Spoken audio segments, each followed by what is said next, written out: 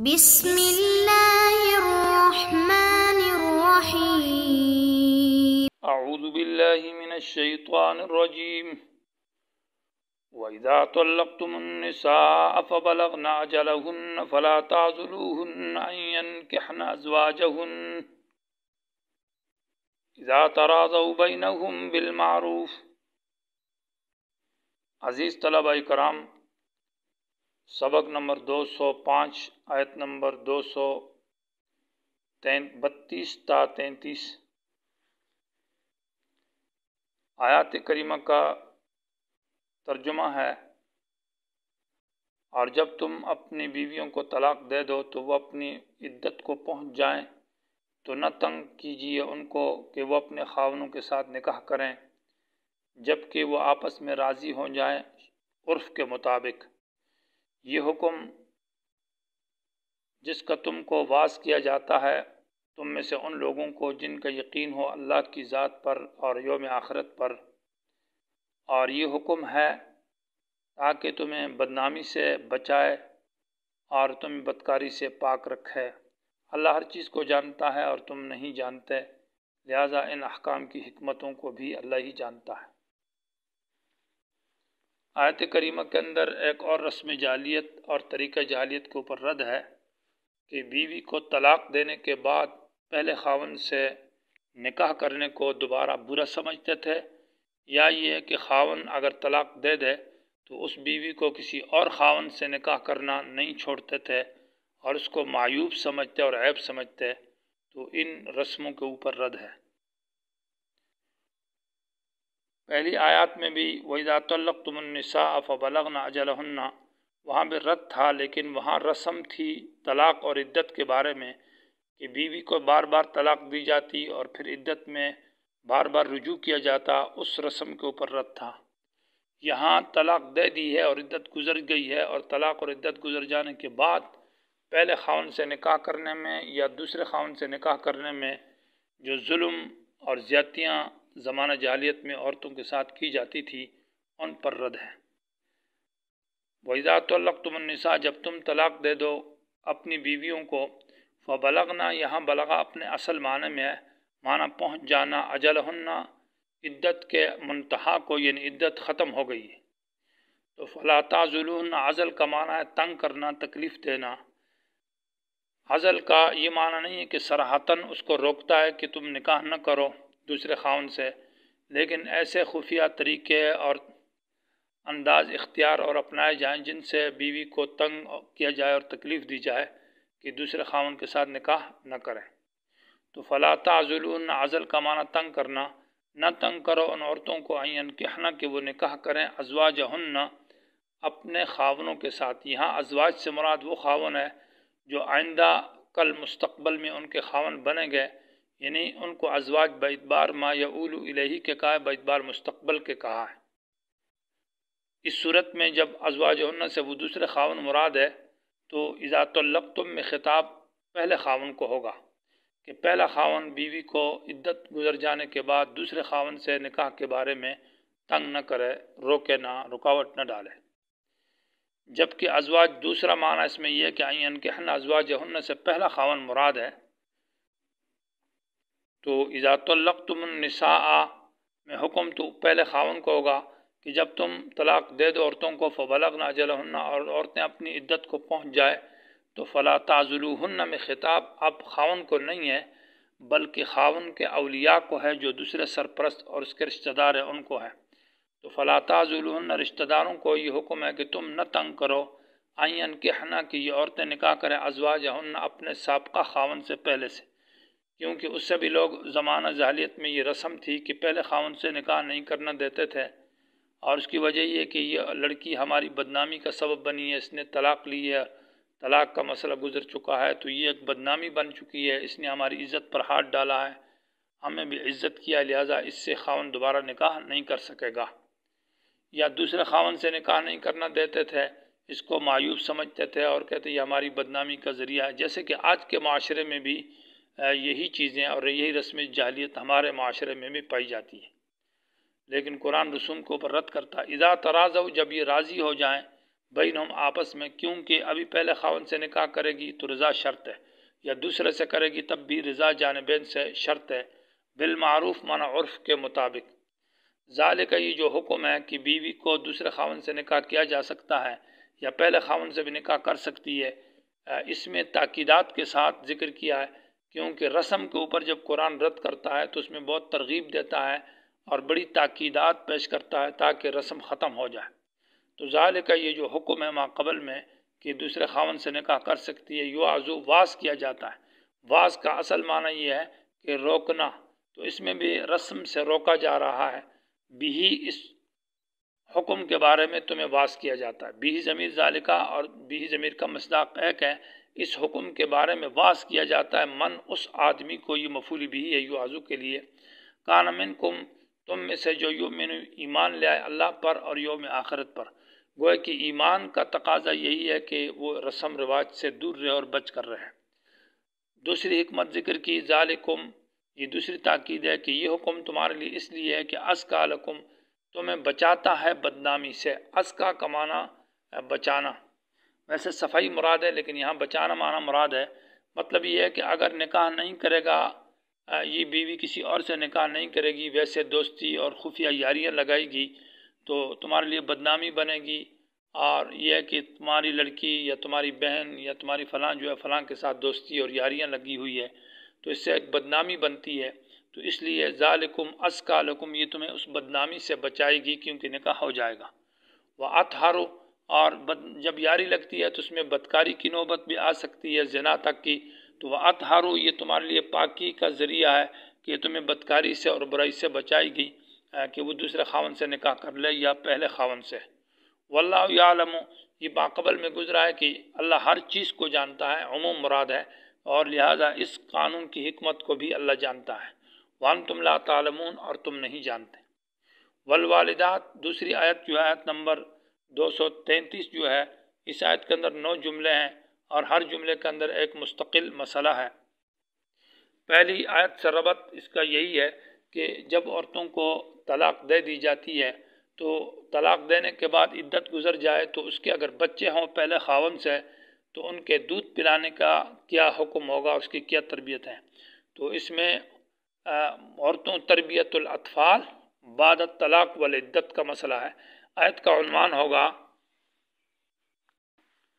گویا کہ آیت کا عنوان ہے تربیت الاطفال بعد الطلاق والعدت، بچوں کی تربیت اور ان کو دودھ پلانے کا مسئلہ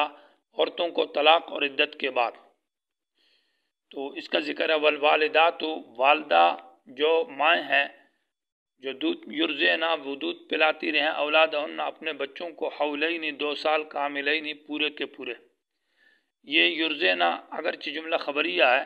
لیکن یہ انشاء کے معنی میں ہے، امر کے معنی میں ہے۔ یرضعنا کا معنی کہ وہ دودھ پلائیں اولادہن اپنے بچوں کو۔ ایسا نہیں ہے کہ اگر خاوند نے طلاق دے دی اور عدت گزر گئی ہے تو ابھی وہ ضد میں آ کر بچے کی عمر اور اس کی تربیت نہ کرے اور بچے کو ضائع کر دے، بلکہ ان کو دودھ پلائیں۔ حولین معنی 2 سال اور کاملین اس لیے ذکر کیا کہ یہ مجاز کو ختم کرنے کے لیے کہ کامل یہ معنی نہیں کہ 2 سال سے 1-2 مہینہ کم یا 3 مہینہ کم بھی سال ہے، جیسا کہ بعض لوگوں کے ہاں تعلیم والے جو ہے مدارس یا اسکول کالج والے وہ سال کے کچھ حصہ پڑھائی کرتے ہیں تو کہتے ہیں ہم نے پورے سال پڑھائی کی ہے، پچھلے سال میں نے یہ کتابیں پڑھی، حالانکہ 3 مہینے یا 4 مہینہ پڑھائی ہوتی ہے۔ تو یہ مجاز ہے، اس مجاز کو ختم کرنے کے لیے کہا کہ کاملین پورے 2 سال مانا وہ 24 مہینے بنتے ہیں۔ لیکن لمن ارادہ یہ حکم اس آدمی کے لیے ہے کہ جو ارادہ رکھتے ہیں ان یتم الرضاعہ، یہ وجوب نہیں ہے، مانا جو مدت رضاعت کو پورا کرنا چاہتا ہے تو اس کے لیے یہ حکم ہے۔ یہ عام مسلک ہے امام مالک رحمہ اللہ، امام شافعی، امام اوزاعی، امام محمد، امام یوسف رحمہ اللہ، تقریباً اکثر اہل علم کا یہی قول ہے کہ مدت رضاعت جو ہے وہ 2 سال ہے، جبکہ امام ابو حنیفہ رحمۃ اللہ علیہ کا مسلک یہ ہے کہ وہ 2.5 سال کی عمر ہے، اور سورہ احقاف کی وہ آیت پیش کرتے ہیں وَحَمْلُهُ وَفِصَالُهُ 30 شہرا، تو وہ 30 شہرا جو 30 مہینہ ہے وہ فصالہ کے ساتھ لگاتے ہیں کہ فصالہ معنی دودھ سے چھڑانا جو ہے یہ 30 مہینے ہے، تو گویا کہ کل مدت رضاعت وہ 30 مہینے ہو گئے۔ اور حمل کا معنی وہ لیتے ہیں کہ ہاتھوں میں اٹھانا مراد ہے، کیونکہ لفظ حمل تحملہ الملائکہ، اور حضرت سورہ مریم کے اندر حضرت مریم کو کہا کہ وہ جو حضرت عیسیٰ علیہ السلام کو اٹھا کر ہاتھوں میں لے جا رہی تھی، تو وہاں حمل بمعنی ہاتھوں میں اٹھانا کے ہے، تو معنی کرتے ہیں وحملہ وفصالہ، یعنی ہاتھوں میں اٹھانا، وہ بھی تو دودھ پلانے کا زمانہ ہے، وفصالہ، اور دودھ پلانے کی مدت جو ہے نا وہ 30 شہرہ ہے۔ تو اس کا جواب یہ ہے کہ چونکہ عام لفظ حمل جو ہے وہ ہاتھ اٹھانے میں استعمال جو ہے یہ بہت کم ہے، زیادہ تر یہ حمل جو ہے حمل کے معنی میں بچہ پیٹ میں، اس میں معنی میں استعمال ہوتا ہے، اور یہ تفسیر جو ہے نا حضرت عبداللہ بن عباس رضی اللہ تعالیٰ عنہ اس کے مفسر ہے، وہاں انہوں نے حمل کا معنی وہ حمل پیٹ والا کیا ہے، ہاتھوں میں اٹھانے والا معنی نہیں کیا، کہ مفسرین سے یہ معنی منقول نہیں ہے، تو اس لیے یہاں جو عام تفسیر ہے وہ یہی ہے کہ حمل بمعنی حمل ہی کے ہے۔ تو دوسرا یہ کہ 30 شہرہ جو عدد ہے تو معطوف اور معطوف علیہ پر اس کو تقسیم کیا جائے گا، حمل پر بھی تقسیم کیا جائے گا اور فصال پر بھی تقسیم کیا جائے گا، تو حمل یا 6 مہینے کا ہے یا 7 مہینے کا ہے یا 8 کا ہے یا 9 کا ہے، تو اس کے بقیہ جو بچتے ہیں وہ فصال یعنی دودھ کا زمانہ ہے۔ اور یہ آیت جو ہے چونکہ نص سے صریح ہے، بالکل حولین کاملین، اور واضح طور پر نص موجود ہے، اس لیے 2 سال ہے، یہ قول اصح معلوم ہوتا ہے۔ وعلی المولود لہ، مولود لہ سے مراد باپ ہے، تو اب چونکہ وہ عورت جو مطلقہ ہے، جس کو طلاق دی گئی ہے یا جس نے عدت گزر گئی ہے، وہ بطور نوکری کے بچے کو دودھ پلائے گی، مزدوری کے، تو لہٰذا اس کی تنخواہ مقرر کی جائے گی اور اس کو تنخواہ دی جائے گی، اس کا کپڑا ہے، اس کا خرچہ ہے، اس کا ذکر ہے۔ مولود لہ کہا، مولود لہ اس شخص کو کہتے ہیں جس کے لیے بچہ جنا گیا ہے، یہ نہیں کہا کہ وعلی الاب بھی بچے کے باپ پر۔ اس کی وجہ یہ ہے کہ یہ قضایا قیاساتھا معہا کے قبیلے سے، یعنی ایسا قضیہ اور ایسی بات ہے جس میں اس کی دلیل بھی موجود ہے کہ وارث یعنی بچے کے باپ پر مزدوری اس لیے ہے کہ بچہ اس کے لیے جنا گیا ہے، بچہ اس کا ہے، نسب جو ہے نا باپ کے ساتھ شمار کیا جائے گا، اور یہ قانون ہے سوائے اہل بیت میں نبی علیہ السلام کے جو حضرت فاطمہ کی اولاد ہے حسن حسین، ان کا نسب نبی علیہ السلام سے ثابت ہوگا، وہ مطلب یہ حضرت علی کی طرف نہیں چلتا، اس لیے ان کو اہل بیت کہتے ہیں۔ باقی قانون یہی ہے انسانیت کے اندر کہ نسب باپ کی طرف ہے۔ وعلی المولود لہ، اور اس آدمی کے اوپر جس کے لیے بچے کو جنا گیا ہے، یعنی جو بچے کا باپ ہے، رزقہن، ان عورتوں کی خوراک بھی ہے، اور وکسوتہن، ان کے کپڑے بھی ہے، بالمعروف، عرف کے مطابق۔ لا تکلف نفس، یہ صیغہ معلوم بھی اور مجہول بھی ہے، لا تکلف وہ بعد میں آ رہا ہے، نہیں مجبور کیا جائے گا کسی نفس کو الا وسعہا، مگر اس کی طاقت کے مطابق۔ مالدار آدمی ہے تو اس پر خرچہ زیادہ ہے، کپڑے اچھے ہیں، کھانا اعلیٰ، مزدوری زیادہ ہے، اور غریب ہے تو اس کی غربت کے مطابق اس پر کم ہے۔ لا تزارا یہ صیغہ ہے جو معلوم اور مجہول دونوں پڑھا جاتا ہے۔ لا تزارا والدۃ، نہ تنگ کیا جائے گا والدے کو بولدہا، اس کے بچے کی وجہ سے۔ یہ مطلب یہ ہے کہ اگر وہ بچے کو والدہ دودھ پلانا چاہتی ہے اور خاوند نہیں چھوڑتا بچے کے قریب تو اس کو تکلیف ہوتی ہے، یا یہ ہے کہ بیوی نہیں پلانا چاہتی اور خاوند زبردستی کرتا ہے، تو ایسا نہیں کیا جائے گا۔ ولا مولود لہ، اور باپ کو بھی نہ تنگ کیا جائے گا بولدی، اپنے بچے کی طرف۔ یہاں بولدہا اور بولدی دونوں جگہ میں ذکر کیا بطور شفقت کے لیے کہ ہر ایک کا بچہ ہے، لہٰذا اس میں اس کو ضرر نہ دیا جائے۔ لا تزاررو مجہول کے ساتھ بھی ہے، لا تزارر، اور لا تزارد بھی ہے معلوم کے ساتھ کہ تنگ نہ کرے باپ اس مرضعہ دودھ پلانے والی عورت کو بولد یا اس کے بچے کی وجہ سے۔ وعلی الوارث مثل ذالک، اور وارث سے مراد وہی بچہ ہے، کیونکہ یہ خاوند جو باپ مر گیا تو وہ بچہ ہی رہ جاتا ہے، اور اس کی ماں جو چونکہ مطلقہ ہو چکی ہے، تو اب وارث سے مراد وہ بچہ ہے۔ مثل ذالک، اس پر بھی وہی حکم ہوگا جو کہ خاوند کے اوپر تھا، یعنی باپ جو بیوی کو اجرت اور مزدوری دیتا تھا، اب وہ چھوٹے بچے کی میراث میں جو مال ہے اس سے اس کو دیا جائے گا، ماں کو خرچہ اور نفقہ، کیونکہ یہ بطور اجرت اور نوکری کے ہے۔ وعلی الوارث، اور وارث جو کہ بچہ ہے اس کے اوپر مثل ذالک، اس طرح کی اجرت ہے۔ فإن ارادا، یہاں سے یہ حکم ذکر کیا جا رہا ہے کہ بیوی اور خاوند اپنے بچے سے دودھ چھڑانا چاہیں تو آپس میں دونوں کی رضا بھی شرط ہے اور مشورہ بھی شرط ہے۔ مشورہ کا معنی یہ ہے کہ دونوں کی رائے معلوم کی جائے۔ بسا اوقات دونوں راضی تو ہوتے ہیں لیکن مشورہ نہیں ہوتا، اور بسا اوقات مشورہ ہوتا ہے لیکن رضا نہیں ہوتی، تو اس لیے دو باتیں ضروری ہے کہ دونوں کی رضا بھی شرط ہے اور دونوں کا مشورہ بھی شرط ہے کہ دودھ چھڑانے میں نقصان ہے یا نہیں ہے، بچے کا نقصان ہے یا فائدہ ہے، ماں کو نقصان ہے یا فائدہ ہے، ان چیزوں پر مشورہ کیا جائے۔ اور مشورہ اس لیے مشورہ کا معنی یہی ہوتا ہے کہ اس کام میں دوسرے سے رائے لی جائے، اور رائے کا مقصد یہ ہے کہ اس میں اس کا اصلاح اور خیر کا پہلو غالب رہے۔ فَإِنْ ارادہ اگر دونوں ارادہ کرتے ہیں فصالاً دودھ چھڑانے کا، عن بمانا بعدو کے بعد، ترازن ایک دوسرے کی رضامندی کے بعد، و تشاورن اور مشورہ لینے کے بعد، تو فلا جناح علیہما ان پر کوئی گناہ نہیں ہے اس کے دودھ چھڑانے میں 2 سال سے کم مدت پر۔ وَإِنْ أَرَدْتُمْ اگر یہ بیوی جو مطلقہ ہے وہ دودھ نہیں پلاتی اور اس کے علاوہ کسی اور یا بیمار ہے یا کوئی مسئلہ ہے اور کوئی دوسری عورت کو خاوند بطور مرضعہ یعنی دودھ پلانے کے لیے بطور اجرت کا رکھتا ہے تو یہ بھی جائز ہے۔ وَإِنْ أَرَدْتُمْ اگر تم ارادہ رکھتے ہو ان تسترضعوا کہ تلاش کرو دودھ پلانے والی اولادکم اپنے بچوں کے لیے، فلا جناح علیکم گناہ نہیں ہے تم پر، اذا سلمتم لیکن جب تم دے دو، ما وہ اجرت اور مزدوری آتیتم جو تم نے مقرر کی ہے ان کے لیے۔ معنی یہ ہے کہ جو مزدوری اور اجرت مقرر کی ہے